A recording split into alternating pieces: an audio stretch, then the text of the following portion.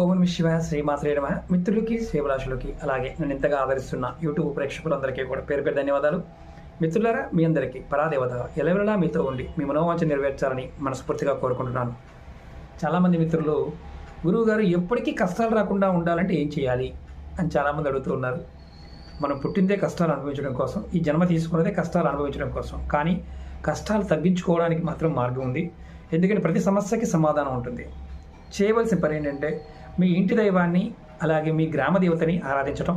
ఏదైనా పని మీద మీరు బయటికి వెళ్తున్నప్పుడు మీ గ్రామ దేవతకి ఖచ్చితంగా నమస్కారం చేసుకోవాలి. అలాగే ముఖ్యంగా ఇంటి దేవతకి ఖచ్చితంగా నమస్కారం చేసుకొని మీరు వెళ్తూ ఉన్న మీ పనులు చక్కగా ఈజీగా పూర్తవుతాయి.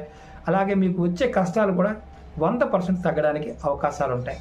ఎలాంటి దోషం ఉన్నా సరే మీరు తలుచుకుంటూ ఉంటే మంచి మార్పులు వస్తాయి. అలాగే ఇంటి నుంచి బయటకు వెళ్తున్నప్పుడు పెద్దవాళ్ళ ఆశీర్వాదం కూడా తీసుకోండి, మంచి ఫలితాన్ని పొందుతారు.